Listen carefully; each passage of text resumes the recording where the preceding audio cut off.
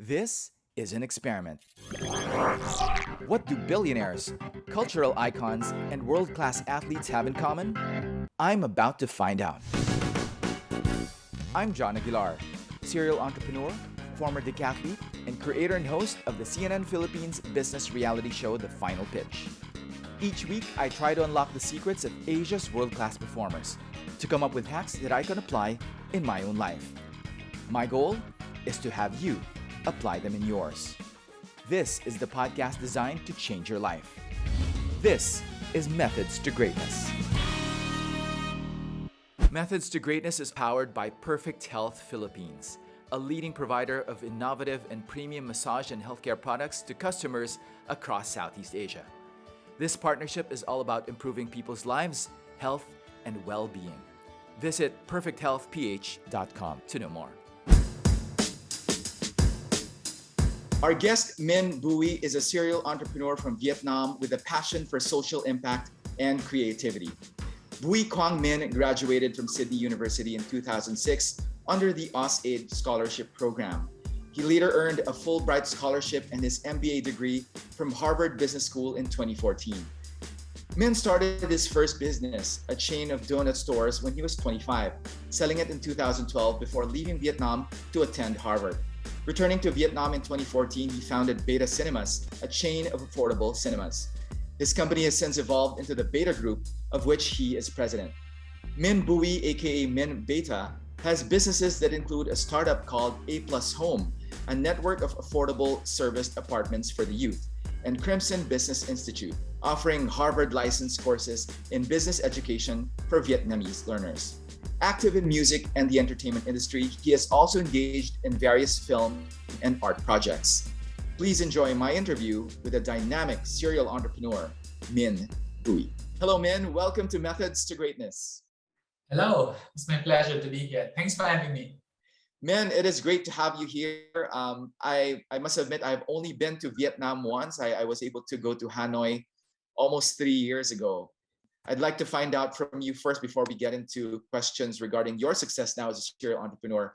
What was it like for you growing up in Hanoi, and what kind of an environment did you have with your family? Was it something that allowed you to essentially prepare for what you're doing now? So when I think about my time growing up in Hanoi, I think it's very local.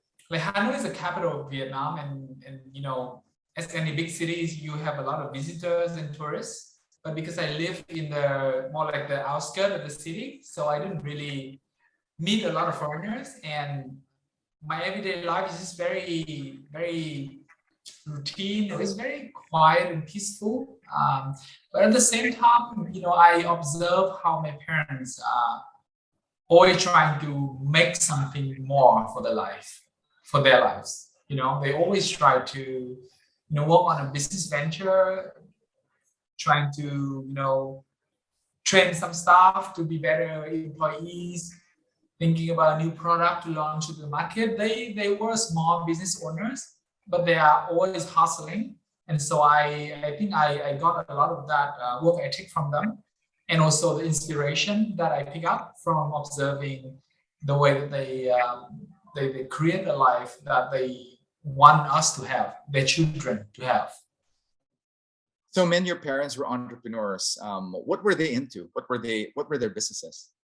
Many different businesses, because they were not they were not managing their business in a very professional way, I would say. They were basically just trying to earn money from the different small business ideas that they may have. So let's say my mom would at some point trying to make wine, rice wine, to sell to the neighborhood, or she would have a small business buying and selling scrap metals. So things like that. So nothing big, but they're always trying something new and different. And whatever the market have the demand for, they would try to come up with the solution for that.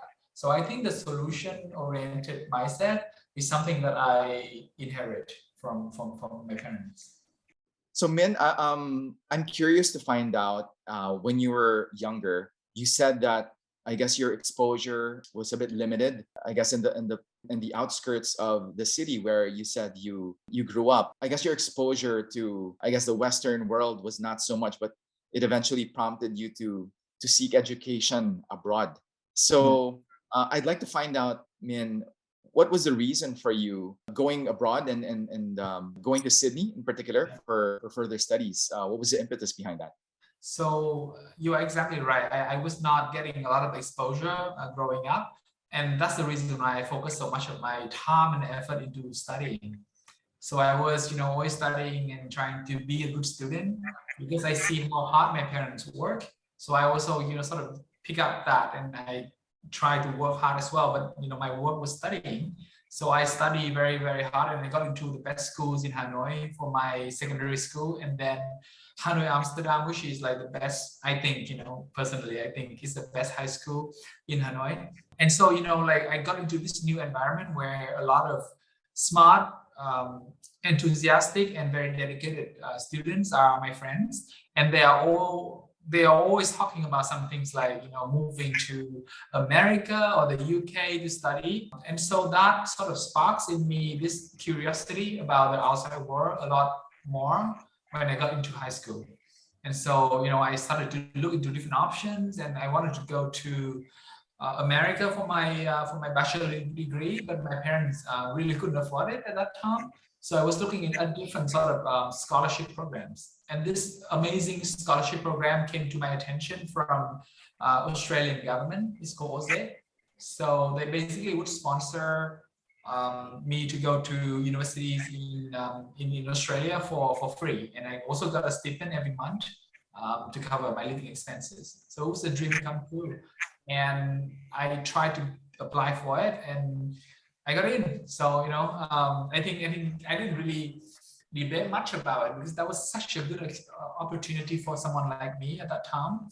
I just went and, luckily I got into a very good school as well, Sydney University, one of the top schools in the world. And yeah, so it opened so many doors for me from that point on. And talk to us about the culture shock that must have greeted you coming from Hanoi, not being abroad, and then all of a sudden being thrust to a new world. I would assume, although I don't think I can assume this, but I would assume maybe you were the only Vietnamese in Sydney University that time. In my faculty, yes. In the department that I went to, I was the only Vietnamese person. Culture shock. Oh my God, that was the first time that I went abroad ever. I didn't even go to like Thailand or any other neighbor countries prior to that. So it was such a different world, it was so modern, everything so flashy and nice and smell good, and people are beautiful. And I at that time I didn't really have a lot of thoughts about myself more, but I sort of like got immersed myself in the outside world a lot more. So I got very excited. But I will tell you some funny stories. I went to the supermarket and then I started to look around. I saw so many beautiful, nice looking fruit. And then my friend who went along with me, who was like, he went to Sydney a few years before I did. So he was another Vietnamese fellow who sort of, a senior of mine. And then he told me, it's so modern here. If you just eat all the fruit and, it's fine, just eat them. And then when you go out of the door, they will scan your belly and they will know exactly how much to charge you. I almost did. Obviously, that was not true. It was back in 2013. So I don't think that technology is available then or not even now. Okay, so you went to Sydney University in 2006 and it was a new experience for you. Everything is very different from what you're used to in Hanoi. Exactly. Were there things that you learned when you were a student there that you feel was very important in shaping who you are as an entrepreneur right now? I think it's about developing this mindset of being able to think critically about everything. Because as a student from Vietnam, when I went to the like my high school or even the years before that, it was always like this one way sort of education, right? Like you are supposed to listen to what the teachers say, and then you are supposed to sort of think of that as the ultimate truth. So we got trained in that system for so many years, basically 12 years of my study. And I got this habit of just trying to listen to what people say and assume that is the truth. But when I went to Sydney University, the teaching method is different. The mentality, the mindset is very different. They encourage critical thinking. So for the first time, I knew, oh, it was actually okay to think differently, to be, entertaining weird thoughts and, different ideas and testing different kinds of options that are not presented to you. So that was very exciting for me because, I think deep down inside, I have this tendency to want to be creative about things because I get bored easily with a lot of things. So when I got that experience, when I got that sort of opportunity to be able to think creatively, I embraced it. And until now, I try to live my life that way. And when I work on a business venture or when I do something, when I started to feel bored, it's a signal that I need to find a more creative solution to solve things. And so that's the only way to keep myself entertained and to keep my work interesting. And so far, I think this has been working out for me. And I read from an interview that you've done in the past that you as an entrepreneur are trying to change the mindset of Vietnamese when it comes to business. You said, and correct me if I'm wrong, that Vietnamese think of business a certain way. And I think you kind of got into that. Maybe you could tell me how do Vietnamese approach business, and what is it that you want to be able to put on the table with the way you think and the way you approach business? Yeah, so a lot of times when people think about businessmen in Vietnam or when they think about business in general, there's this general idea that business are greedy. There could be a sense of business being like it's viewed in a negative sense almost. It's not always very positive. And so what I'm trying to do myself and also trying to sort of convince the public is that business, when done right, it has many profound impact, and it could generate a lot of impact that are beyond just the initial transactions that business is supposed to do. So I come up with this term, amplifying impact.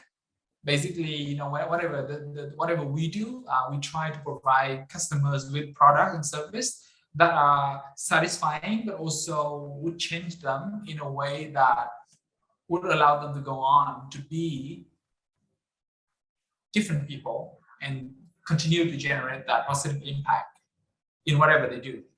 So, for example, with my Crimson Business Institute, for example, like I licensed the content from Harvard, and then I use the case method to teach business and leadership. And what I have been seeing is that my students, when they came to us and went through the program, they became better leaders. And so the transaction, it stops after they finish the program, but it doesn't stop there, right? Like they went on to become better leaders. They become more empathetic. They become more loving. They have more kindness to their team and all that. So that energy continues to live on, and they will continue to educate more leaders. And so those are the impacts that I think any business could strive to have, not just with an education business, but to be conscious about what we do and figure out a way to optimize that impact. So that is what I'm trying to practice myself, and also to disseminate the ideas into society.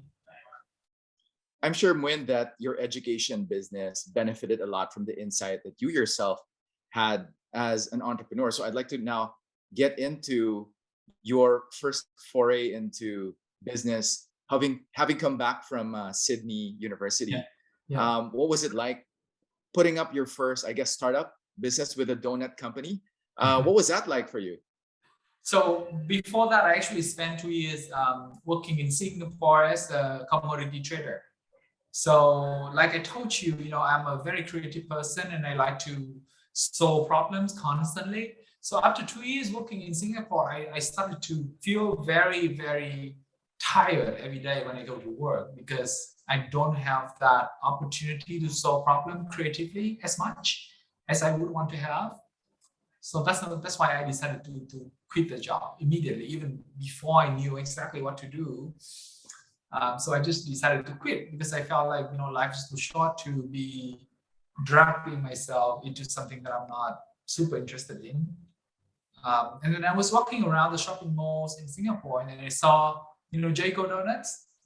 At that time, it was so popular in Singapore. People were queuing up for it, and I got in the queue, and then I buy some donuts. And then I was like, whoa, these donuts are good, amazing taste, and it makes me happy. Just simple as that. It makes me happy. And so I was like, I want to bring this joy, this happiness to... It's probably from all the sugar, Min. You're right. Now I know that. But back then I didn't know. I was... That's a secret. That's a secret right there. It's a sugar high. I know. I completely agree. But back then I didn't know. I just felt so joyous after eating a donut.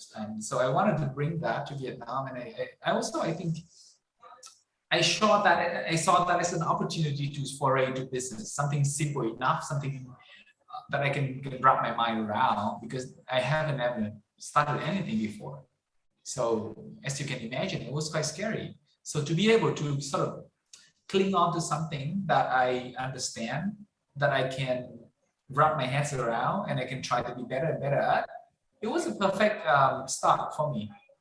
And so I get a job to work in the kitchen in that donut shop. I applied for a job, and they gave me a part-time job, and I went in, learning to be a baker, because I didn't know how to make donuts, and that was something very new, even in Vietnam. Like, nobody knows what donuts mean. So the only option for me is to learn to do it myself. So I went in and I learned the tricks of making donuts, and then I went back to Vietnam and I invested all my saving into the first store. And I just keep pushing myself to learn more and more about the business and try to be better and better. And after 3 years, we got to 6 stores across the country. So it was quite a success, because people were so excited about something that was so different. The way that I design the store is very different. The way that I put up the colors and all the things that I can observe from the retail shops in Singapore, I try to incorporate that in the first store in Vietnam. And I think that love and dedication was showing something to the customers, and they can sense it. And that's why I got a lot of support from them. Yeah. You apparently sold the donut stores. What was the reason behind you selling the business? So basically, when I reached to stick location, I started to struggle with the road ahead. I didn't know how to continue on, because I was not a great manager, I would say, because I tried to do everything by myself. I spread myself too thin. I don't trust people. I don't build on people. I didn't know how to. And so I got stuck. Even though the business at that point was still making some decent amount of money, but I didn't know how I could go on to be more than I was at that point. So I just sold the stores to different buyers, right? I didn't even know that I can package the business and sell the business. That idea didn't even come to my mind. That was not something that people do often back then. So I just sold the individual stores to individual buyers. And then I applied for my MBA, because for me, I think education is something that I knew that I want to pursue for the whole life, for my whole life, because I realized the magic of it.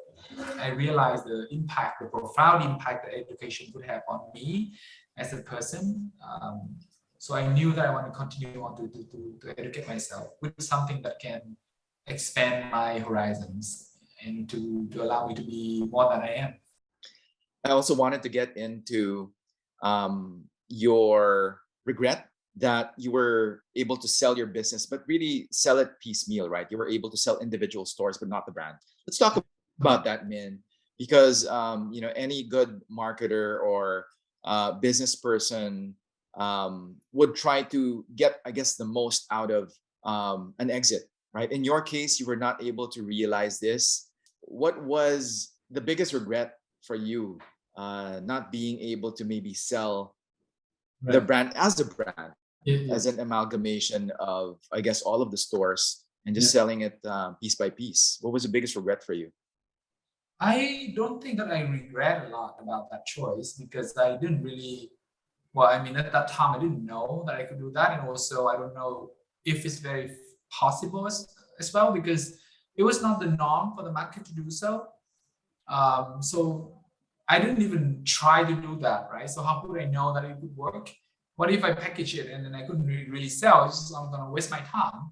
So and time is very limited, right? And so when the moment when I decided I want to go on with my study and not running the 6 stores anymore, I completely just sort of like got into studying GMAT for my MBA and just started to find buyers. And whoever can buy the stores, I will sell to them as long as the price is okay. So I didn't waste a lot of time with that. And I think that was crucial for me to be able to move on to the next stage of my life. If I linger around and sort of, try to package it and sort of put a brand and like, going around looking for some other companies to buy it, it might take me a long time and it could lead me somewhere else. I don't know. So for me, when I see a path that I knew completely that I want to go on that direction, I try to make that move very, very quickly. Yeah. Right. No So regrets. no regrets whatsoever. I It think was you how it were was. right. Cut and dry, get on with your life. In this case, getting your MBA from Harvard. What was that like? Not everyone has done so, and I know that it's very, very difficult to get into Harvard to begin with. What was that experience like for you? It was life changing because I had this dream of going to Harvard ever since I was in high school. Because for some reason, when I went to high school, like I mentioned to you, I started to hear people talking about all the good schools around the world, and that was something very new for me. And so my immediate question was okay, so what is the best school? What is the best school? Like you guys can go to like good school, blah, blah, blah, like, but which one is the best? And then everyone is like, oh, Harvard, but it's hard to get in. And obviously I couldn't get into Harvard almost in high school. But I think that idea got stuck in my head, right? Like that is the ultimate goal. That is like where I want to go. So even after I finished my undergrad, I did apply for Harvard. But obviously, I was not ready because the MBA program requires you to have more experience, and also, I think I don't have enough to show for. So I didn't get in, but I mean, I tried, right? Like I knew the process. So I think even putting that intention out there is something that helps me to get there because I knew, let's say, after running the donut shops for a while, and then I knew I want to go for my MBA program. Harvard is the name that I sort of put it out there. And so to get in there, you gotta work really hard for it, right? I have to study for GMAT so intensely. I have to prepare my application very, very carefully. So back to my point earlier, right? Like if I were to waste my time with trying to sell that venture for let's say another another $200,000, maybe I could get it, but like I might miss the chance of going to Harvard. Maybe because I didn't work hard enough, or I couldn't get in, and I realized that maybe I was not good enough for Harvard. But that was not the case, and that take me to Harvard, and I think for me that was the right track. And yeah, so the question is about my experience there. It basically opens up for me a new sky. I realized that now I'm in a different opportunity zone because there's so many great minds also went here and they went on to do so many amazing things for the world. And so I have that same opportunity. Like if they can do it and they also went to Harvard, I went to Harvard too, I can do that too. So I mean, I started to sort of push my limits a lot more. And obviously, all the studying or the networking or the exposure, it helps me to change and shape my mindset and for me to believe in myself, and for me to want to do something that could push myself in the ways that I haven't been in before. I guess studying in Harvard literally gave you a boost in terms of your confidence. I can see how it affected you deeply as an entrepreneur. But is there anything that you'd like to maybe share with us? Was there a specific realization or learning that up till now sticks to your mind and maybe you carry to this day as you go about your daily affairs? Is there something that I guess sort of serves as a mantra for you that you learned from Harvard? I think it was not just one experience, but it's about the whole case study method that Harvard embraced so intensely. Basically, like every class is a case study, right? Like it's not. We never got to sit down, listen to any sort of like Lecture, any lectures or right? any theories, right? Like all that we got to study by ourselves, but then when you got to class, it's all just case. So it pushes everyone to make decisions when information is not enough, when time is not enough, and constraints are there. You still got to make decisions when the time calls for it. And so I think that tendency, that habit, we got trained in that direction. So we got that instilled in our minds. And I think it becomes something that is almost like a second nature. So the idea is to make decisions given all the information that you can have and then reflect on that, right? So reflection is also very important, like to know that there's always something going to be there for you to learn from, about yourself, about the situation, about other people, about how things unfold. And to reflect on that will help you to be a better leader. So next time you can make better decisions. Next time you have conviction in selecting something to do or selecting a route to go whenever you are faced with options. You sold your business successfully.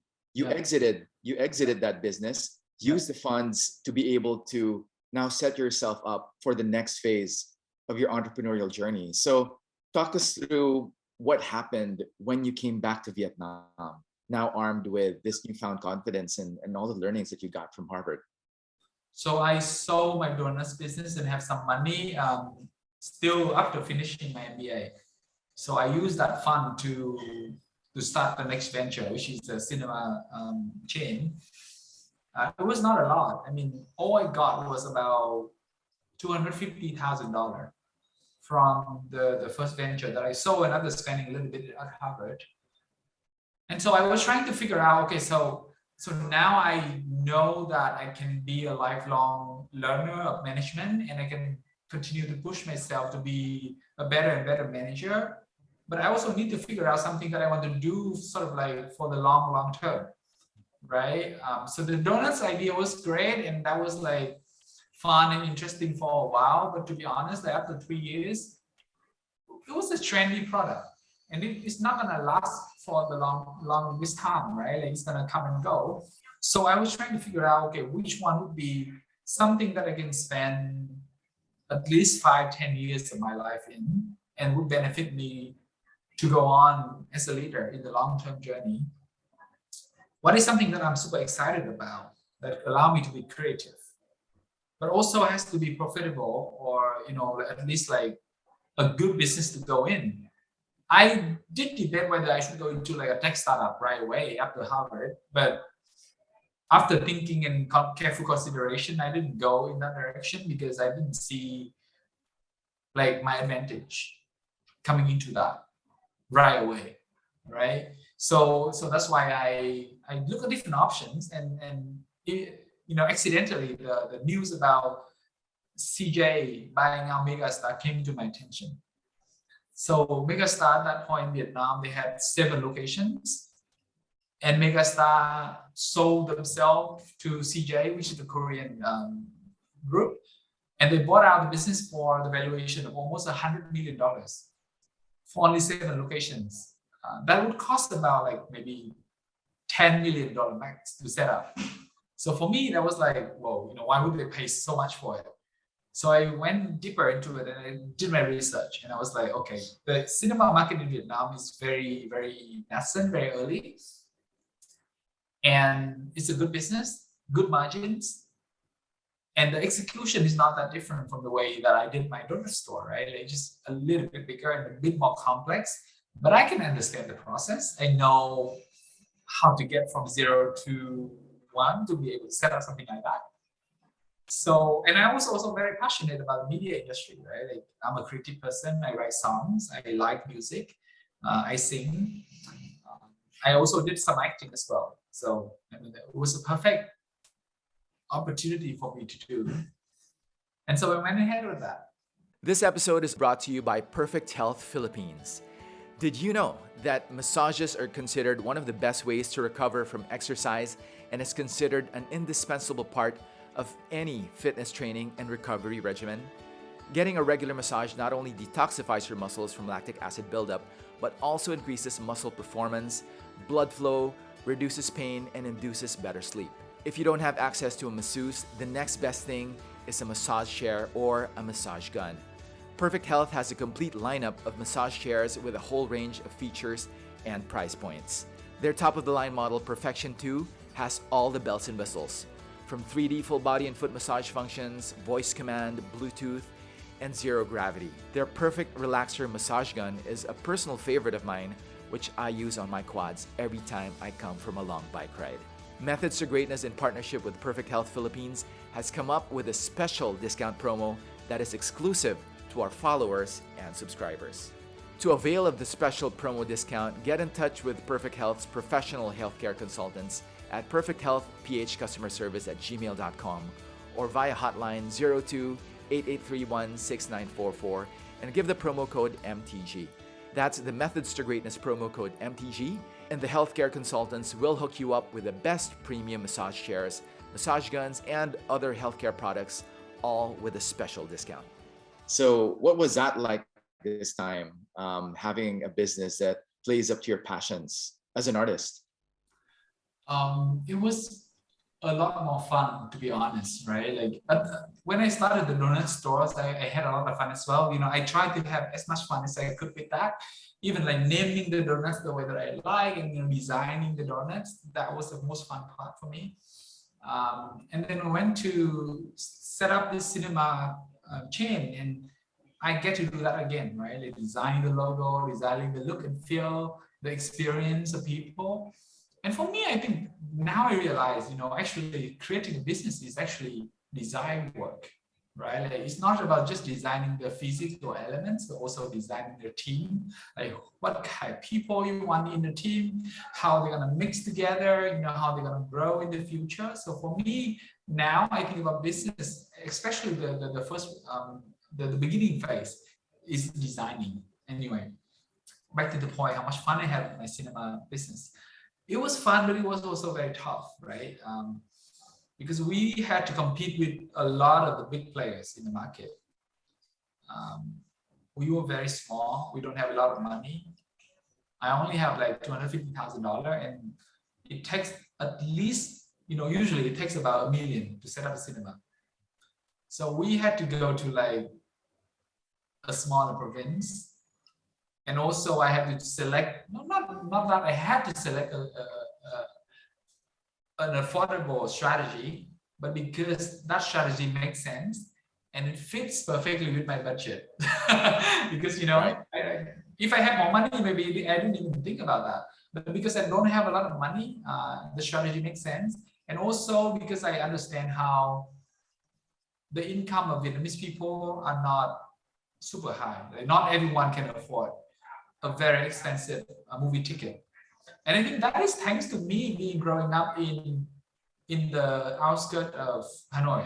I didn't grow up in the middle of the city, so I was not like exposing myself with people who spend a lot of money. I was hanging out with people who are conscious about spending. I was hanging out with people who are struggling with their daily needs even. So that understanding is still with me, right?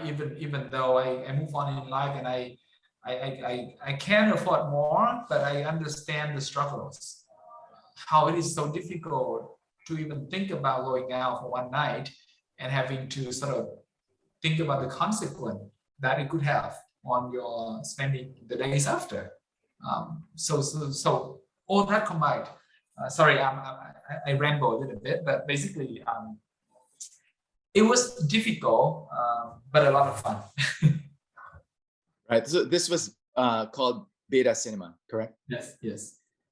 So eventually you also put up Beta Corp, which I assume is a holding company for a lot more businesses that you're now into. So talk to us about the transition from having a cinema to now expanding your businesses to, I guess, other industries. Yeah. So we started one location at Beta Cinemas, and then we got funded by some international funds, three of them actually, VIG, Blue HK, and then Daiwa. And so Daiwa is the last fund that came into Beta Media, the cinema company, and then COVID hits. So that was like, I still think that we were super lucky that we got to work with such a wonderful partner, Daiwa, because they were still going ahead with the investment, even though they could say no at that time, right? When the news of COVID broke down, they could say no and they could walk away, but they didn't.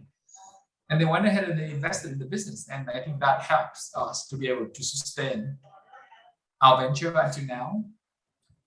And now COVID is over, like everything is back on track. But even before, even when I just got back to Vietnam, when I first started Beta Cinemas, I always try to maximize my impact with everything that I do. So after 5 years of running Beta Cinemas, I started to feel like I didn't really have an opportunity to have as much impact as I could for the business itself. Because when you got to like 14 locations, and opening another location is just another problem that is the same, that I already trained my team to do very well. I have a COO who has been with me since day one, and he's basically a better operator than I am, to be very honest.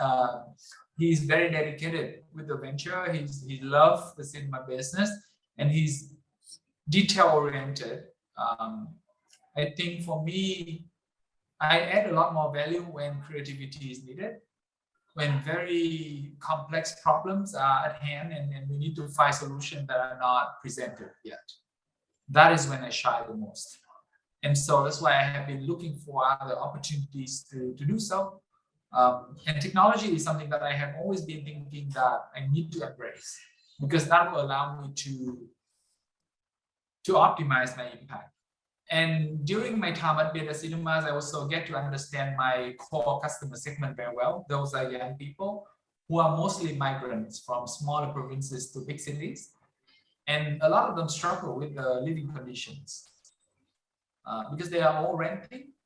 And the rental market in Vietnam is so fragmented and so unorganized and so poorly managed. So, the idea for A Plus came about when I think about the skills that I already have at Beta Cinemas, combined with technology, similar demographics. Okay, what can I do for them? So the idea for A Plus actually came from just that one thought of like, what can I do for my customers, for the people that I come to interact with and understand the pains. And so the living condition is something that they struggle with, and that is like one of the most fundamental problems that anyone could have, right? Where you live, your place. And so I tried to solve that, and that's why I came up with A Plus. So Beta Group right now, we have 3 ventures: Beta Cinemas, A Plus, and then Crimson. I would spend most of my time on A Plus because that is the venture that I have more opportunities to solve creative problems, to make something out in air.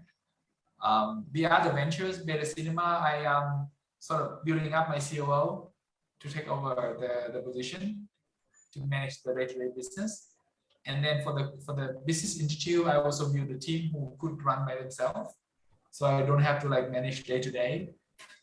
So that is where we are right now at the moment, Beta Group.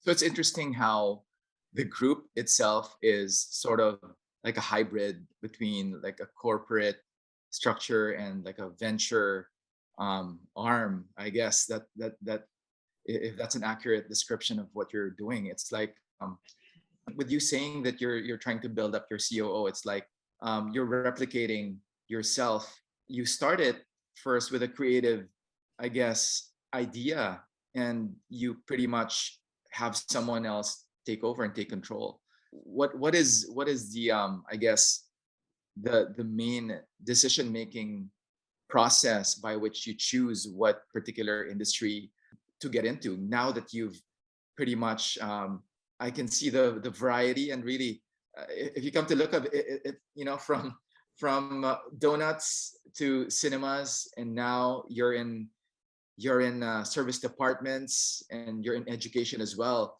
Yeah. One look at it, and it seems like you're I guess the possibilities are endless for you in terms of what industries. But is there a sort of conscious, I guess, direction that you're going at, or is it more opportunistic in the sense of you maybe finding something, and right then and there trying to come up with a solution? I think I would come back to the point of myself trying to maximize the positive impact in whatever that we do. So for the idea of beta cinemas, for example, we understand the impact that we can generate.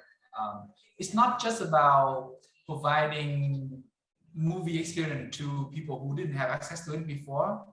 It's more than that. It's about giving them the sense that their life is now better, that they can go to enjoy something luxury, something that before only people of certain class could enjoy.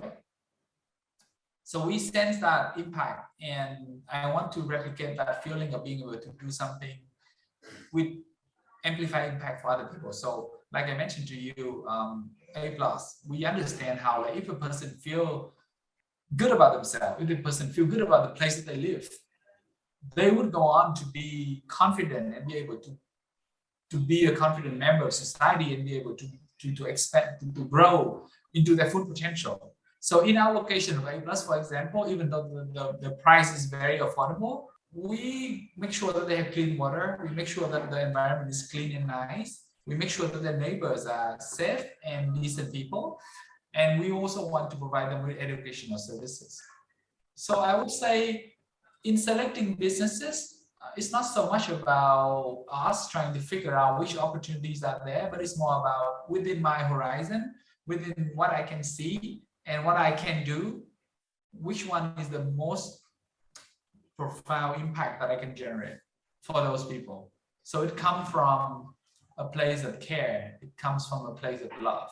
And I realized that that is the only reason that would keep me stick with anything. After Beta Cinemas, actually, I did start a chain of F&B stores, and that fails. The only reason is that I didn't connect with that business at a deep level. Like you said, that was very opportunistic. I saw that, a food item was trendy. I remember that I did, a chain of donuts before. This is something that I can do again, but I didn't connect with that. I didn't connect with that at a heart level. So that's why I don't think I dedicated myself to it enough, and that's why it didn't work out. But for A+, for example, the logical reasoning is that the skills that I already have from Beta Cinema can easily transfer into A+, because it also like construction and like working with real estate partners, developing projects. And then the new problem that I have to solve is the technology part, but I already have this foundation, so I can work with very strong, smart, capable people to help me on the technology side. But what connects at the heart level is that I care about my customers and I want to provide them with a better living solution. And I can see the impact that a decent living space have on a person. And so that fire is going to keep me going for the long term and push me through any hardships that A+ could face.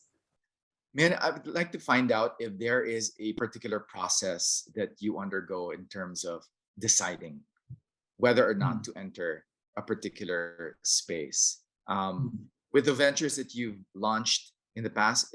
Would you say that you now have, I guess, a method by which you decide, okay, we will enter this space, we know our market, and this is the next business that we're going to be launching? Yeah. Yeah. So I wouldn't say there's so much as a process. It's more like a checklist now for me. And that checklist could be, do we have the skill to execute this well, or at least like, best in class in Vietnam? Second is like, do I deeply care about the customers that I'm serving and the value that I can bring for them? Three, now I care about scale. So the question is like, can I scale this venture massively? What would be the the hindering factors that stop me from scaling quickly?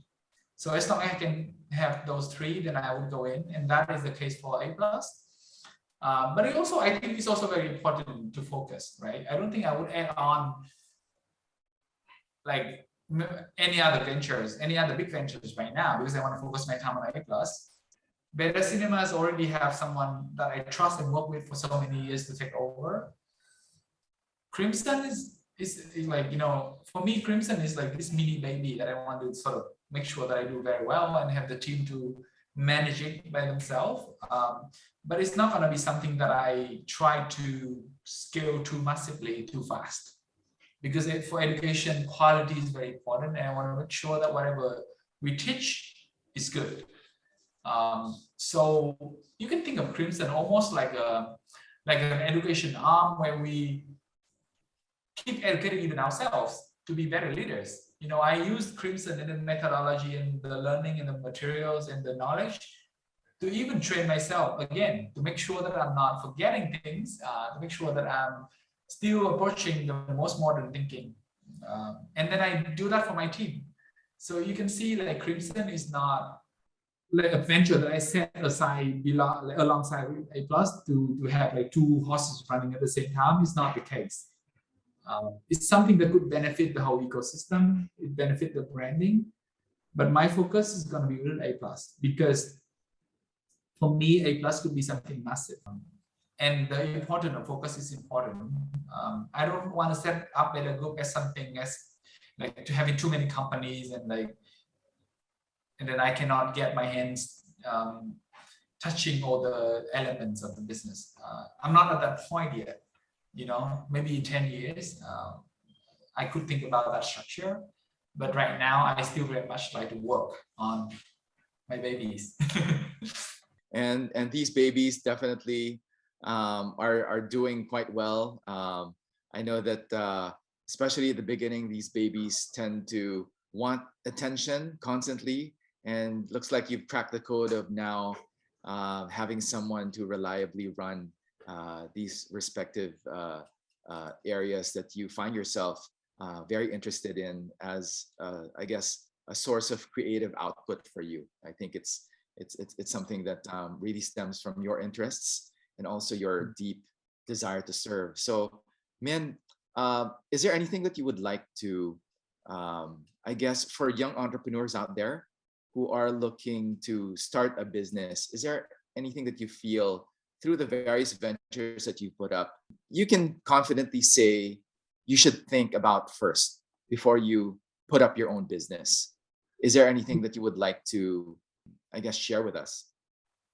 I think the only thing that I want to repeat, I already mentioned, is that you have to ask yourself, do you connect with that business ideas or the customers at the heart level, right? Like, do you love the solution that you're trying to provide for them? Do you care deeply about the impact that the product or the service that you're trying to do could benefit your customers? Because if you're only chasing money or opportunistic ideas like benefits, it's not going to last because it's very tough. So the only power that can sustain you through is the deep, deep love that you have for that idea, for that customer segment, or for the particular solution that you came up with. So that's the only thing I want to leave after the conversation today. Thank you. That's great, man. So I will now get into my 10 questions that I ask all of my guests here on Methods to Greatness. So the first question being, in particular, what makes you Asian? You know, you were an Asian who was in Sydney and then in the US for your studies. What would you say makes you distinctly Asian? Particularly, what makes you Vietnamese? That is such a tough question. What makes me Vietnamese? What makes me Asian? I think family values. I connect with my families in the ways that beyond reasonings. And I think that is something very Vietnamese and also something very Asian. We care for our family members in ways that are hard to explain. There are things that we are willing to do for our family members that doesn't make sense sometimes. So, but then we also fight and we have like Right. arguments that are also difficult to explain. I don't know how it is like in Vietnam, but in the Philippines, you know, our elders, our parents, we never send them like to a home. They always stay with us until they're, you know, until they're old and gray and can't do much anymore. Is it similar in Vietnam as well? It's the same here, but that could change. You know, like some people start to think about building or investing in the elderly homes to take care of older people. I don't know how that is going to unfold, but right now it's still very much the case that we want our parents to grow old with us. And for me, I also want that. So I assume you're not going to think up of a beta for the aged, right? Beta homes. Not in the short term frame, no. Okay, so kidding aside, is there anything about Vietnam that you would like for people to know or discover? It could be like food or a place in Vietnam that, or in Hanoi in particular, that you would like people to see or discover? A lot of people know about Ninh Bình. A lot of people know about Ha Long Bay. It's very popular, but I would want people to try to go to Ninh Bình.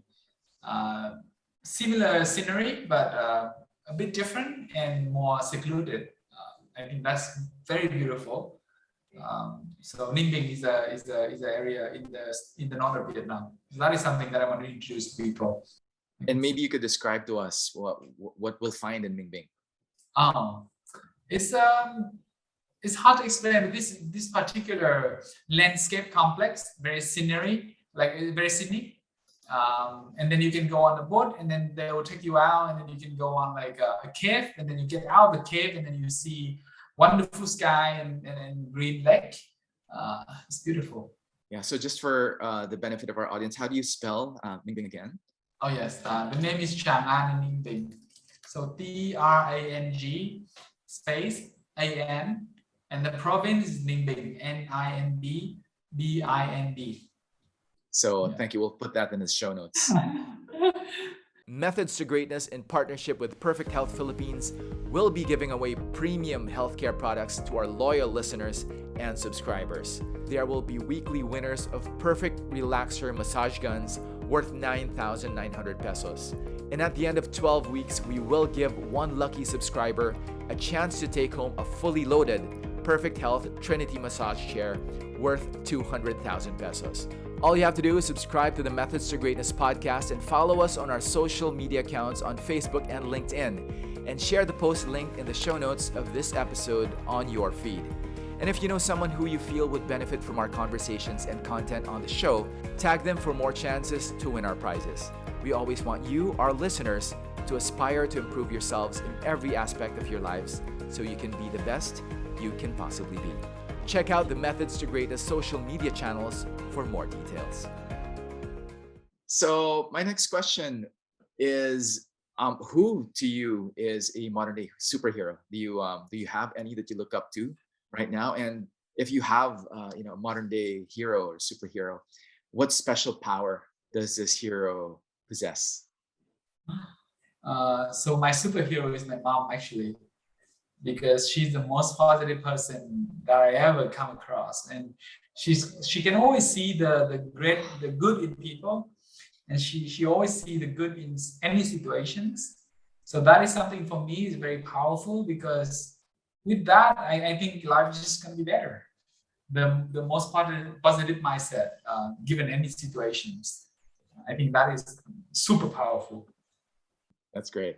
So, Min, I know that you have given a commencement speech in the past. That's one of my questions that I ask my listeners and viewers. Would you mind, I guess, repeating for us the main message of a commencement speech that you've done, and maybe give us a little bit of a background where you've done this commencement speech? Okay. So I gave a commencement speech for IMIT students in Ho Chi Minh City, I think a year ago. And the main idea, I actually use the words RMIT to sort of summarize the ideas. I think the main message would be life doesn't matter that much. I mean, that sounds crazy, but that is something that I realized after COVID. I actually got COVID for a few days, and I got a fever so high that I thought I was gonna die. And in those moments, I was ready to die. But after I recover from it, I have this new sense of freedom, that life doesn't matter that much, but the time that we have on earth is limited. So why don't we just enjoy and to do anything we want, and to live it fully, to live it to our full potential, and not be afraid of anything that usually hold us back. It's usually not the way that we think it might turn out to be. So, go on and live life with boldness, with bravery, with courage, and with kindness, because life doesn't matter that much. Right, with kindness. I love the kindness part. I think definitely the world should have kinder people, especially now. I think we've been through a lot, and I guess there's nothing better there's nothing that comes close to a brush with death, to put things in perspective. So yeah, that's a very beautiful message. Given all you're doing now, Min, is there anything that keeps you up at night? I'd like to find out, is there some big dream out there that you haven't quite accomplished, or is there something that you would like to pursue that keeps you up at night, just keeps you thinking, or something that maybe gets you up in the morning? It's funny because you asked me what keeps me up at night. So recently I have been doing a lot of meditation, and for some reason that makes it hard for me to sleep. So the meditation makes it hard for you to sleep. Yes, I don't know why, but that is what I'm going through right now. I meditate a lot, and I get very calm and very relaxed in the whole day. So what I'm thinking to myself is, perhaps before I did any meditation, I got stressed out easily. So end of the day, I got very tired. So that's why I can go to sleep, because of all the tiredness and all the tensions. But now I have less of that. So even the end of the day, I'm still very calm and relaxed. And it's hard for me to go to sleep. I know it doesn't make a lot of sense, but that's exactly what I'm going through right now. But that is something interesting too, because that means there's so much that I don't understand about my own sort of inner world. So that is something that I want to explore further and further. Right. That's excellent insight. So essentially what you're saying is, because you're so tired from all of the millions of things that you do throughout the day, you're too tired to think, essentially, when you get to bed. But now maybe you find a little bit more energy because you're so relaxed throughout the day. There's not so much tension, and that's actually what's keeping you up at night. It's funny, but it's true what I'm going through right now.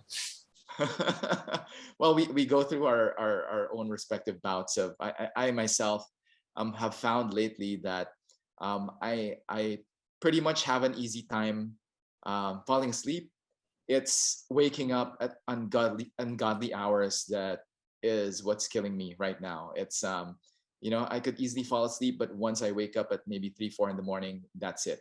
My mind is racing, and that's something that, like you, I'm trying to grapple with and trying to see But it's how an I can improve. opportunity, right? It's an opportunity for us to learn about our own inner self and our own psyche.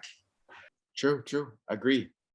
And the mystery of the human mind is, I guess, one of the biggest, I guess, at least for me, challenges that I need to grapple with, as as a fellow entrepreneur, trying to just also wrap my head around, literally, and how to control it. But now to my next question. As a high impact entrepreneur that you are now, how do you prepare for your day? Like, how do you start your morning? And is there a particular way or method that you are able to focus on the things that you need to do for a particular day, that you'd like to maybe share with us?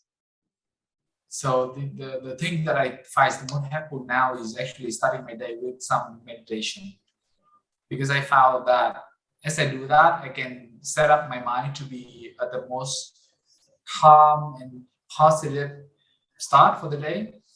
And then everything is just coming in a nice way after that.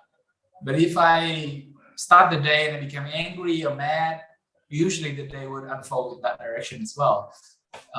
So that is the most important thing. I know I should also try to have a good and healthy breakfast, but right now sometimes I couldn't afford the time to do so, or because I wake up and then the meeting time is already there. So yeah, so that is something that I still want to work on, having time to meditate and then having a proper breakfast. I think that is going to help. Also exercise in the morning.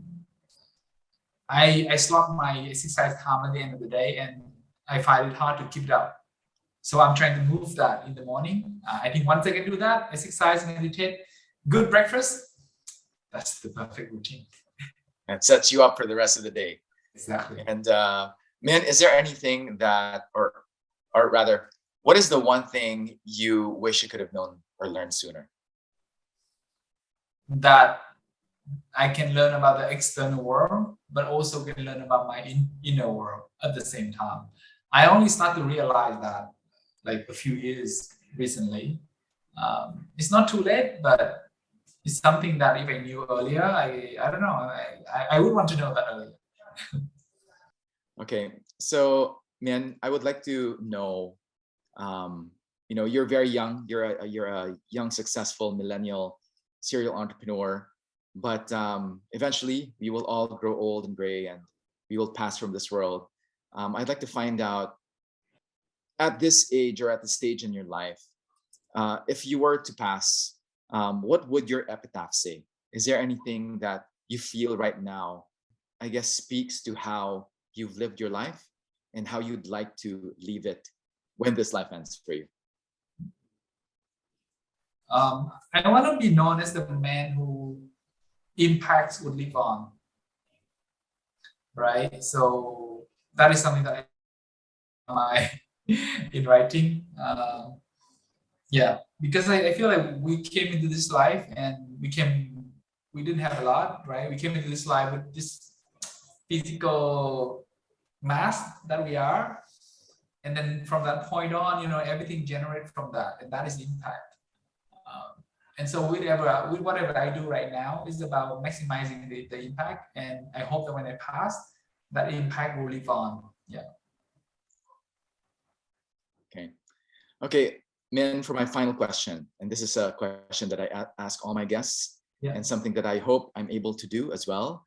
Is there anything specific that you would recommend that I try? Maybe something that you do that you would like for people to try in their own lives, whether it's something in your business or your personal life, something that's worked out for you that maybe I could try myself? Perfect question, because that is something that I also care deeply about. Do you drink coffee? Okay, so that's a question that I kind of grapple with, because I did not used to drink coffee like when I was a student, because for the very fact that I didn't want to get addicted to caffeine. And for a time, I read up and discovered that coffee was actually good for you in some ways. And so I tried it. But then it came to a point where I had mornings where I was taking my coffee and I would have palpitations. So I stopped completely, and now I am I guess what you call a tea convert. So I gave up on coffee. I would have coffee occasionally, but that's something that I chose to just maybe take Yeah. on rare occasions. So Why do you ask, Min? that was the advice that I was gonna give you, but you already embraced that, because I gave up coffee recently and it has been doing wonderful transformations for me. Really? Yeah. Okay. So what happened? Were you a coffee or caffeine dependent? For the past 10 years, I drink coffee maybe 2 to 3 times a day. Okay. And then during COVID time, I bought an espresso machine and I just keep making coffee with that. So I drink like 3 or 4 every day. And I got very anxious and almost like depressed. And I didn't know why, because I'm usually not experiencing those issues. And so coffee is the only reason I could explain that. So I stopped drinking coffee. And then the days that I stopped drinking coffee, my head was like, I had massive headaches. Right. And I had craving for it. But then it eventually passed. And then I got into this new mental state of being so calm and tranquil and clear that I realized I had been addicted to coffee for the last 10 years without even knowing it, without realizing the full impact that it has on my body and my sleep pattern and my psychology. So to anyone who is drinking coffee heavily, I think, one thing that they should try to experience is to give it up for a few months and see how they change. Yeah. So it's not for you because you already did that. It's for the audience. Wow. I cannot count how many people I know are so dependent on coffee to the point that if they stop, it literally gives them the same, I guess, symptoms as, withdrawal symptoms as someone maybe who's addicted to, some other, I guess, deadlier drugs out there. And, that's exactly why at the beginning, I stayed away from it.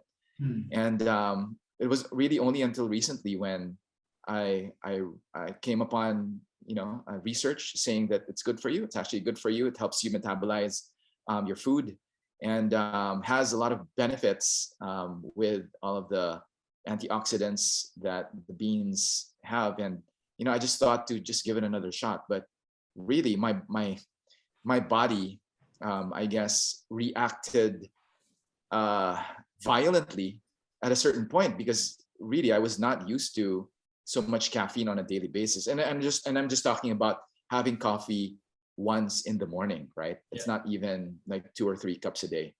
But my brother, for instance, has 2, 3, 4 cups, and he's totally addicted to it. And that's what I wanted to not have.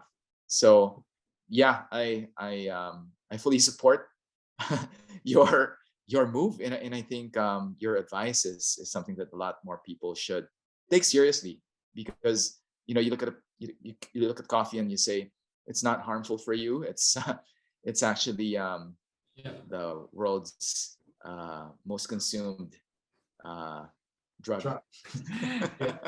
Minh Bui, thank you very much for guesting on Methods to Greatness. It's been a pleasure having you here. And I look forward to learning more about the beautiful things, the great things that you will be doing in the years to come as an entrepreneur there in Vietnam. And is there anything that you'd like to say to our audience who are listening to you? Thank you so much for listening. I think everyone is having their own journey. So thanks for spending the time listening to my own journey. And I hope that you can get something interesting that you can try out for yourself. And I wish you all the best of luck, health, and inner peace. Thank you very much, Minh Bui, for guesting on Methods to Greatness. Methods to Greatness is brought to you by Perfect Health Philippines. a leading provider of innovative first-class massage and healthcare products across Southeast Asia. If you would like me to interview anyone on the face of the earth and want them on the podcast, or if you want to collaborate with us for future content or sponsorship opportunities, or if you just have any recommendations on how we can get better, just send us an email at john@methodstogreatness.com. That's john@methodstogreatness.com. Until then, we'll see you next time.